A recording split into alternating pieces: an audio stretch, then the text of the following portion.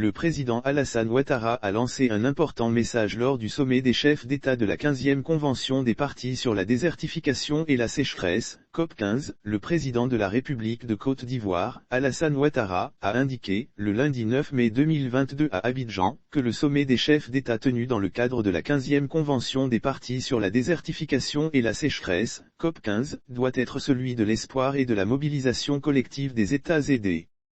partenaires au développement en faveur des initiatives de restauration des terres et de reconstitution du patrimoine forestier de nos pays.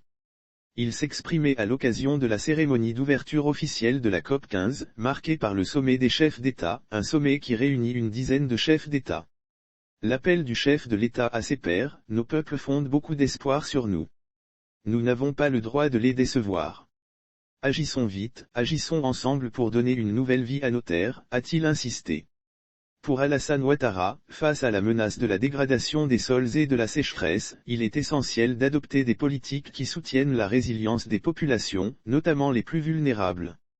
Il est également essentiel, a-t-il déclaré, d'accélérer la mise en œuvre des décisions majeures de l'accord de Paris sur le climat.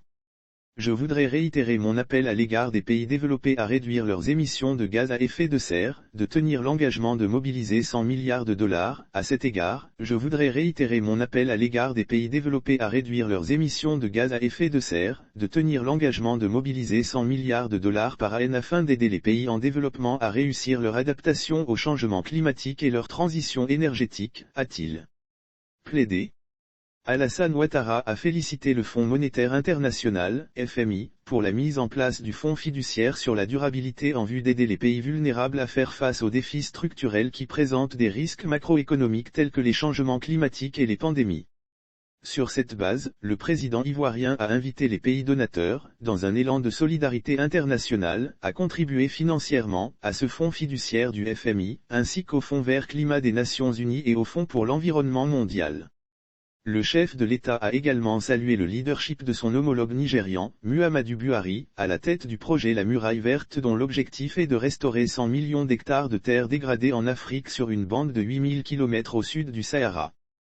Tout en rappelant que le sommet se tient dans un contexte d'urgence climatique qui impacte durement nos politiques de gestion des terres et exacerbe le phénomène de sécheresse et à un moment où les économies sont fragilisées par les impacts de la Covid-19 et les effets de la crise russo-ukrainienne avec la hausse des prix des denrées alimentaires et de l'énergie, Alassane Ouattara a estimé qu'aujourd'hui, il faut aller plus loin et mobiliser de nouveaux partenaires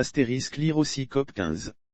L'appel d'Alassane Ouattara à l'ouverture du sommet des chefs d'État et de gouvernement notamment, les entreprises du secteur privé impliquées dans les chaînes de valeur des produits agricoles.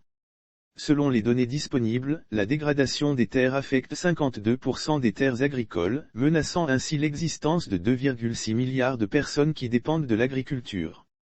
La désertification et la sécheresse causent la perte de 12 millions d'hectares chaque année, soit près de 23 hectares par minute. La dégradation des terres affecte directement 74% des personnes pauvres dans le monde.